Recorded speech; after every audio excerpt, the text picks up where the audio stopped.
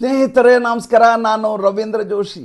ಕಾಂಗ್ರೆಸ್ ಪಾಳಯದಲ್ಲಿ ಇರುವಂಥ ವಂದಿ ಮಾಗಧರಿದಾರಲ್ಲ, ಅವರಿಗೆ ಈಗ ಒಂದು ರೀತಿಯ ಚಡಪಡಿಕೆ, ಒಂದು ರೀತಿಯ ಸಂದಿಗ್ಧತೆ, ಒಂದು ರೀತಿಯ ಆತಂಕ ಕಾಡ್ತಾ ಇದೆ. ಏನು ವಿಷಯ ಏನಪ್ಪ ಅಂದರೆ, ಇವರು ಯಾರೂ ಚುನಾವಣೆಯನ್ನು ಎದುರಿಸಿ ಗೆದ್ದು ಪ್ರತಿನಿಧಿಯಾಗಿ ಮಾತನಾಡೋರಲ್ಲ. ಇವರೆಲ್ಲ ಚೇಲಾಗಿರಿ ಮಾಡಿಕೊಂಡು ರಾಹುಲ್ ಗಾಂಧಿ ಹೇಳಿದಂಗೆ ಭೋಪರಾಕ್ ಅಂದ್ಕೊಂಡು ಸ್ಥಾನಮಾನವನ್ನು ಗಿಟ್ಟಿಸಿಕೊಳ್ಳುವವರು, ತನ್ಮೂಲಕ ಪಟ್ಟಭದ್ರ ಹಿತಾಸಕ್ತಿಗಳಾಗಿ ರಾಜಕಾರಣದಲ್ಲಿ ಉಳ್ಕೊಂಡುವಂಥ ಜನ. ಈಗ ಅವರಿಗೆ ಸತ್ವ ಪರೀಕ್ಷೆಯ ಸಮಯ. ಅಂದರೆ ತಮ್ಮ ಗುಲಾಮಿತನವನ್ನು ಏನು ಇಷ್ಟು ದಿವಸ ಮೆರೆದರೋ ಅದಕ್ಕೆ ಫಲಶ್ರುತಿಯಾಗಿ ದೊರಕಬೇಕಾದಂಥ ಎಲ್ಲ ಕಂಠೀಹಾರ ಮತ್ತು ಸಿಗಬೇಕಾದಂಥ ಎಲ್ಲ ಸವಲತ್ತುಗಳು ಲಭ್ಯ ಆಗ್ತಾವೋ ಇಲ್ಲೋ, ಇವರ ದೊರೆ ಇವರಿಗೆ ಕೊಡಬೇಕಾದಂಥ ಎಲ್ಲ ರೀತಿಯಾದಂಥ ಸತ್ಕಾರಗಳನ್ನು, ಕಪ್ಪ ಕಾಣಿಕೆಗಳನ್ನು ಕೊಡ್ತಾರೋ ಇಲ್ಲೋ ಅಂತ ಪರೀಕ್ಷೆ ಮಾಡಿಕೊಳ್ಳುವ ಕಾಲ. 2022ರಲ್ಲಿ ರಾಜ್ಯಸಭಾ ಚುನಾವಣೆ ಆದ ಸಂದರ್ಭದಲ್ಲಿ ಪವನ್ ಖೇಡಾ ಒಂದು ಮಾತು ಹೇಳಿದರು. ಏನಂತಂದರೆ, ಅವರು ರಾಜ್ಯಸಭಾ ಸದಸ್ಯರಾಗ್ತೀನಿ ಅಂತ ಭಾಳ ನಿರೀಕ್ಷೆಯಲ್ಲಿದ್ದರು. ಕೊನೆಯ ಕ್ಷಣದಲ್ಲಿ ಅವ್ರ ಹೆಸರನ್ನು ಕೈಬಿಡಲಾಯಿತು. ಆವಾಗ ಒಂದು ಟ್ವೀಟ್ ಮಾಡ್ಕೋತಾರೆ ಪವನ್ ಖೇಡಾ ಅವರು. ಏನಂತಂದರೆ, ಎಲ್ಲೋ ನನ್ನ ತಪಸ್ಸಿನಲ್ಲಿ ಸ್ವಲ್ಪ ವ್ಯತ್ಯಾಸ ಆಗಿದೆ ಅಂತ ಕಾಣುತ್ತೆ, ಆದ್ದರಿಂದ ನನಗೆ ರಾಜ್ಯಸಭಾ ಸ್ಥಾನ ಸಿಗಲಿಲ್ಲ, ನನ್ನ ತಪಸ್ಸನ್ನು ಮುಂದುವರಿಸ್ತೀನಿ, ಯಾವತ್ತು ಸಿಗತ್ತೋ ಸಿಗಲಿ. ಒಂದು ಕಡೆ ನಿರಾಸೆ, ಇನ್ನೊಂದು ಕಡೆ ತಾನು ಇಷ್ಟು ದಿವಸ ಗುಲಾಮಿತನವನ್ನು ಮೆರೆದಿದ್ದೇನಂತ ತೋರಿಸುವಂಥ ಹಪಾಪಿ, ಎರಡೂ ಸೇರಿದಂಥ ಟ್ವೀಟ್ ಅದು. ಇನ್ನೊಬ್ಬರು ಸುಪ್ರಿಯಾ ಶ್ರೀನೇತ್ ಅಂತೇಳಿ, ಈಕೆ ಮುಂಚೆ ಎಕನಾಮಿಕ್ ಟೈಮ್ಸಲ್ಲಿ ಕೆಲಸ ಮಾಡ್ತಾ ಇದ್ದಂಥವ್ರು. ಪವನ್ ಖೇಡಾ ಶೀಲಾ ದೀಕ್ಷಿತ್ ಕಾಲದಲ್ಲಿ ಗುಲಾಮಿತನ ಮೆರೆದಂಥ ಮನುಷ್ಯ. ಶೀಲಾ ದೀಕ್ಷಿತ್ ಹಿಂದಿಂದ ಓಡಾಡಿಕೊಂಡು ಅವರ ಡೈರಿ ಹಿಡ್ಕೊಂಡು ಅವರ ಭಾಷಣವನ್ನು ತಯಾರಿ ಮಾಡಿಕೊಂಡು ಅವ್ರಿಗೆ ಅಪಾಯಿಂಟ್ಮೆಂಟ್ ಕೊಡಿಸ್ತಾ ದಿಲ್ಲಿಯ ರಾಜಕಾರಣಕ್ಕೆ ಬಂದಂಥ ಮನುಷ್ಯ ಆತ. ಇಡೀ ಶೀಲಾ ದೀಕ್ಷಿತ್ ಅವರ ನೆರಳಾಗೇ ಇದ್ದಂಥ ಪವನ್ ಖೇಡಾ ಮುಂದೆ ಕಾಂಗ್ರೆಸ್ನ ಗುಲಾಮನಾಗಿ ರಾಹುಲ್ ಗಾಂಧಿಯ ಒಡ್ಡೋಲಗದಲ್ಲಿ ಸೇರಿಕೊಂಡಂಥ ಮನುಷ್ಯ. ಸುಪ್ರಿಯಾ ಶ್ರೀನೇತ್ ಎಕನಾಮಿಕ್ ಟೈಮ್ಸಲ್ಲಿ ಪತ್ರಕರ್ತೆಯಾಗಿದ್ದಾಕೆ. ಆಕೆ ಎಕನಾಮಿಕ್ ಟೈಮ್ಸ್ ಬಿಟ್ಟು ಕಾಂಗ್ರೆಸ್ ಪಕ್ಷವನ್ನು ಸೇರ್ಕೋತಾರೆ, ಚುನಾವಣೆಗೆ ನಿಲ್ತಾರೆ. ಮೋಹನ್ ಲಾಲ್ ಗಂಜ್ ಅನ್ನುವಂಥ ಕಾನ್ಸ್ಟಿಟ್ಯೂನ್ಸಿ ಲೋಕಸಭಾ ಚುನಾವಣೆ 2019ರಲ್ಲಿ. ಸ್ವತಃ ರಾಹುಲ್ ಗಾಂಧಿನೇ ಅವಾಗ ಗೆಲ್ಲಿಲ್ರಿ, ರಾಹುಲ್ ಗಾಂಧಿನೇ ಸೋತ್ರ ಅವಾಗ ಅಮೇಠಿಯಲ್ಲಿ. ಆ ಸಂದರ್ಭದಲ್ಲಿ ಈಕೆ ಮೋಹನ್ ಲಾಲ್ ಗಂಜ್ ಅನ್ನುವಂಥ ಕಾನ್ಸ್ಟಿಟ್ಯೂನ್ಸಿ ಲೋಕಸಭಾ ಚುನಾವಣೆಗೆ ಕಾಂಗ್ರೆಸ್ನಿಂದ ನಿಲ್ತಾರೆ. ನಿಂತು ಠೇವಣಿಯನ್ನು ಕಳ್ಕೊತಾರೆ. ಠೇವಣಿ ಆದಮೇಲೆ ಖಚಿತ ಆಗಿಬಿಡುತ್ತೆ, ನಾ ಇನ್ನು ಜನರನ್ನು ಒಲಿಸಿಕೊಂಡು ಜನಪ್ರತಿನಿಧಿ ಆಗಲಿಕ್ಕೆ ಸಾಧ್ಯ ಇಲ್ಲ. ಹಾಗಾದರೆ ಇರುವ ಶಾರ್ಟ್ಕಟ್ ಏನಪ್ಪ ಅಂದರೆ, ಹಿತ್ಲ ಬಾಗಿಲಿಂದ ಬರಬೇಕು. ಹಿತ್ಲ ಬಾಗಿಲಿಂದ ಬರ್ಬೇಕಂದ್ರೆ ಏನು ಮಾಡಬೇಕು? ಭೋಪರಾಕ್ ಅಂತ ಹೇಳಬೇಕು, ವಿದೂಷಕರಾಗಿ ಕೆಲಸ ಮಾಡಬೇಕು. ಈಕೆಗೆ ಸಾಮಾಜಿಕ ಜಾಲತಾಣವನ್ನು ಕೊಡುವ ಕೆಲಸ, ಮುಖ್ಯಸ್ಥೆಯಾಗಿ ಈಕೆಯನ್ನು ತೊಗೊಂಡೋಗಿ ಕೆಲಸಕ್ಕೆ ಸೇರಿಸಲಾಯಿತು. ಅಷ್ಟೇ ಅಲ್ಲ, ಈಕೆ ವಕ್ತಾರೆಯಾಗಿ ಹೋದಲ್ಲೆಲ್ಲ ಕ್ಯಾಕರಿಸಿ ಉಗಿಸ್ಕೋಬೇಕು. ಯಾಕಂದರೆ ಈಗಿರುವಂಥ ಬಹಳಷ್ಟು ಇಂಗ್ಲೀಷ್ ಚಾನಲ್ಗಳಿದ್ದಾವಲ್ಲ, ರಿಪಬ್ಲಿಕ್ ಟಿವಿ ಇರ್ಬೋದು, NDTV ಇರ್ಬೋದು, ಇಲ್ಲೆಲ್ಲ ವಾಸ್ತವ ಏನು ಅದ್ರ ಬಗ್ಗೆ ಚರ್ಚೆ ಆಗುತ್ತೆ, ಭಾಳ ದೊಡ್ಡ ಮಟ್ಟದ ಸಂಘರ್ಷ ಆಗುತ್ತೆ. ಜವಾಹರ್ಲಾಲ್ ನೆಹರು ಕಾಲದಿಂದ ಯಾರು ಉಲ್ಲೇಖ ಮಾಡಿದ ಕೂಡಲೇ ಕಾಂಗ್ರೆಸ್ನವರು ಉಗಿಸ್ಕೊಳ್ಳಿಕ್ಕೆ ಬೇಕು. ಅಂಥ ದೊಡ್ಡ ಹಿನ್ನೆಲೆ ಇರುವಂಥ ಪಕ್ಷ ಅದು. ಬ್ರಿಟಿಷರೇ ಪ್ರಾರಂಭ ಮಾಡಿದಂಥ ಪಕ್ಷ, ಬ್ರಿಟಿಷರ ವಿರುದ್ಧ ಹೋರಾಡಲಿಕ್ಕಾಗಿ ವೇದಿಕೆಯನ್ನು ಮಾಡಿ ಪಕ್ಷ ಮಾಡಿಕೊಟ್ಟಂಥದ್ದು. ಅಂಥ ಪಕ್ಷದಲ್ಲಿ ಕೆಲಸ ಮಾಡಿದವರೆಲ್ಲ ಸ್ವಾತಂತ್ರ್ಯ ಹೋರಾಟಗಾರರು ಅನ್ಸ್ಕೊಂಡವರು. ಯಾರು ಸಂಧಾನಕಾರರಾಗಿದ್ದರೋ ಅವರು ಈ ದೇಶದಲ್ಲಿ ಹೋರಾಟಗಾರರು ಅನ್ಸ್ಕೊಂಡ್ರು.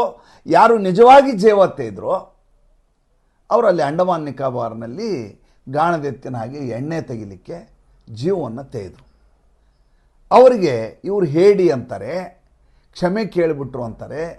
ಯಾರಿಗೆ ಇತಿಹಾಸದ ಸ್ಪಷ್ಟ ಕಲ್ಪನೆ ಇಲ್ಲವೋ ಅವ್ರ ಕೈಗೆ ಪಕ್ಷ ಕೊಟ್ಟರೆ ಏನಾಗತ್ತೆ ಅನ್ನೋದಕ್ಕೆ ಈ ಕಾಂಗ್ರೆಸ್ ಪಕ್ಷಕ್ಕಿಂತ ಭಾಳ ಬೇರೆ ಯಾವ ಉದಾಹರಣೆ ನಿಮ್ಗೆ ಸಿಗಲಿಕ್ಕೆ ಸಾಧ್ಯವಿಲ್ಲ. ವಿಷಯಾಂತರ ಆಗೋದು ಬೇಡ, ನೇರ ವಿಷಯಕ್ಕೆ ಬರ್ತಾ ಇದ್ದೀನಿ. ಹೀಗಿರುವಂಥ ಪವನ್ ಖೇಡಾ ಈಗ ಮಾರ್ಚ್ 16ನೇ ತಾರೀಕು ರಾಜ್ಯಸಭೆಯ ಚುನಾವಣೆ ಇದೆ. ರಾಜ್ಯಸಭೆ ಚುನಾವಣೆಯಲ್ಲಿ 37 ಸೀಟುಗಳು ಖಾಲಿ ಆಗ್ತವೆ ಸ್ವಾಮಿ. ಈ 37 ಸೀಟುಗಳು ಖಾಲಿ ಆಗ್ತವೆ. ಈ ಖಾಲಿಯಾದ ಸಂದರ್ಭದಲ್ಲಿ ತಮಿಳುನಾಡಿನಿಂದ ತಾನು ಆಯ್ಕೆ ಆಗಬೇಕು ಅನ್ನೋದು ಈತನ ಒತ್ತಾಸೆ. ಯಾರ್ದು? ಪವನ್ ಖೇಡಾದು.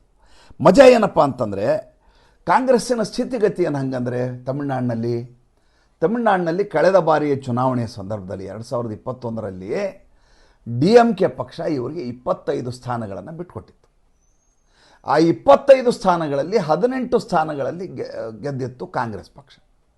ಆದರೆ ಅವರಿಗೆ ಮಂತ್ರಿಮಂಡಲದಲ್ಲಿ ಆಸ್ಪದವನ್ನು ಕೊಟ್ಟಿರಲಿಲ್ಲ. ಪಕ್ಷ ಮೈತ್ರಿಯ ಭಾಗವಾಗಿದ್ದರು, ಆದರೆ ಮಂತ್ರಿಗಳಾಗಲಿಲ್ಲ. ಹೇಗೆ ಅಂದರೆ ಕಾಂಗ್ರೆಸ್ ಬಗ್ಗೆ ಯಾವಾಗಲೂ ಒಂದು ಮಾತು ಹೇಳ್ತಾನೆ, ಏನಪ್ಪ ಅಂತಂದರೆ ಇವ್ರದ್ದು ಹೆಂಗೆ ಎಲ್ಲ ರಾಜ್ಯದಲ್ಲಿ ಅಂದರೆ ಅಲ್ಲಿಯ ಪ್ರಾದೇಶಿಕ ಪಕ್ಷ ದೊಡ್ಡದಾಗಿದೆಯೋ ಅದು ಸ್ನಾನ ಮಾಡಬೇಕಾದ್ರೆ ಎರ್ಕೊಳ್ಳೋದು ಅಂತಾರೆ ಉತ್ತರ ಕರ್ನಾಟಕ ಭಾಷೆ ಒಳಗೆ. ಯಾವ್ದು ಸ್ನಾನ ಮಾಡ್ತಾ ಇರ್ತಾರೋ ಅವ್ರ ಕೆಳಗೆ ಇವ್ರು ಕೂತ್ಕೊಂಡ್ಬಿಡ್ತಾರೆ. ಒಂದಷ್ಟು ನೀರು ಇವ್ರ ಮೈ ಮೇಲೂ ಬಿದ್ದುಬಿಡ್ತಾರೆ, ನಂದು ಸ್ನಾನ ಆಗಿದೆ ಅನ್ಕೋತಾರೆ. ಹಾಗೆ ಎಲ್ಲೆಲ್ಲಿ ಅವ್ರು ಗೆದ್ದಿದ್ದಾರೋ ನಾವೇ ಗೆದ್ದಿದ್ದೀವಿ ಅಂತ ಇವ್ರು ಭಾವಿಸ್ಕೊಂಡ್ಬಿಡ್ತಾರೆ. ಅದು ತಮಿಳ್ನಾಡು ಇರಲಿ, ಮತ್ತೊಂದು ರಾಜ್ಯ ಎಲ್ಲೆಲ್ಲಿ ಆಗಿದೆಯೋ ಅಲ್ಲೆಲ್ಲ ಇದೇ ಕೇಸ್ ಇವ್ರದ್ದು. ಹಾಗೆ ತಮಿಳ್ನಾಡಿನಲ್ಲಿ 25 ಸ್ಥಾನದಲ್ಲಿ 18 ಸ್ಥಾನ ಗೆಲ್ತಾರೆ. ಈಗ ರಾಜ್ಯಸಭಾ ಸದಸ್ಯತ್ವಕ್ಕೆ ಬೇಕು ಅಂದರೆ ಎಷ್ಟು ಇದು ಬೇಕು ಅಂತಂದರೆ 34 ಪ್ರಥಮ ಆದ್ಯತೆಯ ಮತಗಳು ಬೇಕು, ಫಸ್ಟ್ ಪ್ರಯಾರಿಟಿ ವೋಟ್ಸ್ ಅಂತ. ಇವ್ರ ಕಡೆ ಇರೋದು 18, 34 ಬೇಕು ಅಂದರೆ ಇನ್ನು 16 ಸೇರಿಸ್ಬೇಕು. 16 ಯಾರು ಕೊಡ್ತಾರೆ? 16 DMK ಪಕ್ಷದಿಂದ ಎರವಲು ಪಡೆದು ಪ್ರಥಮ ಆದ್ಯತೆಯ ಮತವಾಗಿ ನಮ್ಮ ಅಭ್ಯರ್ಥಿಗೆ ಕೊಡಿ ಅನ್ನುವಂಥ ರಿಕ್ವೆಸ್ಟನ್ನು ಸ್ಟಾಲಿನ್ಗೆ ಮಾಡ್ಕೋಬೇಕು. ಸೋನಿಯಾ ಗಾಂಧಿ ಒಂದು ಪತ್ರವನ್ನು ಬರೀತಾರೆ, ರಾಹುಲ್ ಗಾಂಧಿ ಅದಕ್ಕೆ ಇದು ಮಾಡ್ತಾರೆ, ಮಾಡಿ KC ವೇಣುಗೋಪಾಲನ್ನು ತಮಿಳುನಾಡಿಗೆ ಕಳಿಸಲಾಗಿದೆ. ಚೆನ್ನಾಗಿ ಇದ್ದಕ್ಕಿದ್ದಾಗಿ KC ವೇಣುಗೋಪಾಲ್ ಹೋದ್ರು. ಅಲ್ಲ ರೀ, ಈ ಮನುಷ್ಯ ಸಂಘಟನಾ ಕಾರ್ಯದರ್ಶಿ, ರಾಷ್ಟ್ರೀಯ ಸಂಘಟನಾ ಕಾರ್ಯದರ್ಶಿ, ಸಂಘಟನೆ ಕೆಲಸ ಮಾಡಿದ್ದು ಈತ ನಾನು ನೋಡೇ ಇಲ್ಲ. ಯಾವಾಗಲೂ ಈ ಪವನ್ ಖೇಡಾ, ಆಮೇಲೆ ಜಯರಾಮ್ ರಮೇಶು, KC ವೇಣುಗೋಪಾಲು ಇವ್ರದ್ದೆಲ್ಲ ಏನಪ್ಪ ಅಂತಂದರೆ ಇವರು ಒಂದೇ ಮಾಗಧರಾಗಿ ಹಿಂದ್ಗಡೆ ನಿಂತ್ಕೊಂಡು ಥಿಂಕ್ ಟ್ಯಾಂಕ್ ರೀತಿಯಲ್ಲಿ ರಾಹುಲ್ ಗಾಂಧಿ ಹಾದಿ ತಪ್ಪಿಸೋದು ಬಿಟ್ಟರೆ, ಹೇಗೆ ದುರ್ಯೋಧನ ದುಶ್ಯಾಸನಿಗೆ ಶಂಕುನಿ ಹಾದಿ ತಪ್ಪಿಸ್ತಾ ಇದ್ನೋ, ಹೇಗೆ ಉದ್ಧವ್ ಠಾಕ್ರೆಗೆ ಸಂಜಯ್ ರಾವತ್ ಹಾದಿ ತಪ್ಪಿಸ್ತಾ ಇದ್ನೋ, ಆ ರೀತಿ ರಾಹುಲ್ ಗಾಂಧಿಗೆ ಹಾದಿ ತಪ್ಪಿಸ್ಲಿಕ್ಕೆ ಒಂದು ದೊಡ್ಡ ಒಡ್ಡೋಲಗವೇ ಇದೆ.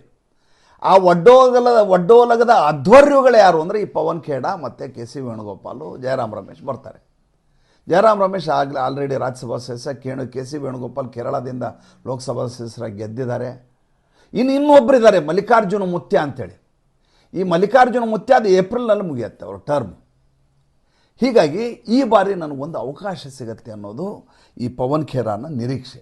ಆದರೆ ಇವರೇನು ಹೇಳ್ತಾ ಇದ್ದಾರೆ, ಅಲ್ಲಿ DMK ಅವ್ರು ಏನು ಹೇಳ್ತಾ ಇದ್ದಾರೆ, ನೋಡಿ ಸ್ವಾಮಿ, ನೀವು ಲಾಸ್ಟ್ ಟೈಮು 25 ಸೀಟುಗಳನ್ನು ನಿಮಗೆ ಬಿಟ್ಟುಕೊಟ್ಟಿದ್ವಿ, ಈ ಸಲ ಬೇಕಾದ್ರೆ ನಿಮಗೆ 30 ಸ್ಥಾನ ಬಿಟ್ಕೊಟ್ಬಿಡ್ತೀವಿ, ಆದರೆ ರಾಜ್ಯಸಭಾ ಸದಸ್ಯತ್ವವನ್ನು ನೀವು ಕೇಳಬೇಡ್ರಿ. ಏಕೆಂದರೆ ತಮಿಳುನಾಡಿನ DMK ಪಕ್ಷ ಕೇವಲ ತಮಿಳುನಾಡಿಗೆ ಮಾತ್ರ ಮೀಸಲನ್ನುವಂಥ ಒಂದು ದೊಡ್ಡದಾದಂಥ ಅಪಕೀರ್ತಿ ನಮ್ಮ ಮೇಲಿದೆ. ಆ ಅಪಕೀರ್ತಿ ಹೋಗಬೇಕು ಅಂತಂದ್ರೆ ನಾವು ದಿಲ್ಲಿಯಲ್ಲಿ ನಮ್ಮ ವಸಾಹತನ್ನು ಮಾಡಬೇಕು, ನಮ್ಮ ಸಂಖ್ಯೆಯನ್ನು ಜಾಸ್ತಿ ಮಾಡ್ಕೋಬೇಕು. ನಮ್ಮ ಸಂಖ್ಯೆ ಜಾಸ್ತಿ ಆದರೆ ಸರ್ಕಾರದ ಮೇಲೆ ಒತ್ತಡ ಹೇರಲಿಕ್ಕಾಗತ್ತೆ. ನಾವು ನಿಮಗೆ ಬಿಟ್ಟು ಕೊಟ್ಬಿಟ್ರೆ ನಮಗೆ ಅದರಿಂದ ಏನೂ ಲಾಭ ಆಗೋದಿಲ್ಲ. 25 ಸ್ಥಾನ ಇದ್ದದ್ದು 30 ಸ್ಥಾನ ಬೇಕಾದ್ರೆ ತೊಗೊಳ್ಳಿ, ಚುನಾವಣೆಯಲ್ಲಿ ಗೆಲ್ರಿ ಸೋಲ್ರಿ, ನಾವೇನು ಅದಕ್ಕೇನು ತಲೆ ಕೆಡಿಸ್ಕೊಳ್ಳೋದಿಲ್ಲ, ರಾಜ್ಯಸಭಾ ಸದಸ್ಯತ್ವವನ್ನು ಮಾತ್ರ ಕೇಳಬೇಡ್ರಿ. ಇವ್ರ ಹಿನ್ನೆಲೆ ಹೆಂಗಿದೆ ಅಂತಂದರೆ, ಹಿಂದೆ ಅಭಿಷೇಕ್ ಮನು ಸಿಂಘ್ವಿ ಹಿಮಾಚಲ ಪ್ರದೇಶದಲ್ಲಿ ರಾಜ್ಯಸಭಾ ಸದಸ್ಯತ್ವಕ್ಕೆ ಚುನಾವಣೆಗೆ ನಿಂತ ಸಂದರ್ಭದಲ್ಲಿ ಇವರದೇ ಪಕ್ಷ ಇದ್ದು, ಇವರದೇ ಸರ್ಕಾರ ಇದ್ದು, ಕ್ರಾಸ್ ವೋಟಿಂಗ್ನಿಂದ ಅಭಿಷೇಕ್ ಮನು ಸಿಂಘ್ವಿ ಸೋಲುವ ಸ್ಥಿತಿ ಬಂತು. ಇನ್ನು ರಾಯ್ಬರೇಲಿಯಲ್ಲಿ ಚುನಾವಣೆ ನಿಲ್ತಾ ಇದ್ದಂಥ ಸೋನಿಯಾ ಗಾಂಧಿ ಮಹಾಮಾತೆ ಚುನಾವಣೆಗೆ ನಿಂತು ಅಲ್ಲಿ ಸೋತು ಹೋಗ್ಬಿಡ್ತೀನೋ ಅನ್ನೋಂಥ ಭಯಕ್ಕೆ ರಾಜಸ್ಥಾನಕ್ಕೆ ಹೋಗಿ ರಾಜ್ಯಸಭಾ ಸದಸ್ಯ ಆಗಬೇಕಾದ ಅನಿವಾರ್ಯತೆ ಬಂತು. ಇನ್ನು ಈ ಪವನ್ ಖೇಡಾಗೆ ಎಲ್ಲಿ ಅವಕಾಶ ಸಿಗತ್ತೆ? ಕಾದು ನೋಡಬೇಕು. ಚುನಾವಣೆ ಇದೆ, ಚುನಾವಣೆ ಹೇಗಾಗತ್ತೆ, ಏನಾಗತ್ತೆ, ಅದರ ಸಂಪೂರ್ಣ ಮಾಹಿತಿಯನ್ನು ಮುಂದಿನ ಸಂಚಿಕೆಗಳಲ್ಲಿ ಕೊಡ್ತೀನಿ. ಸಂಚಿಕೆ ಹೇಗೆ ಅನ್ನಿಸ್ತು ದಯವಿಟ್ಟು ತಿಳಿಸಿ. ನಮಸ್ಕಾರ.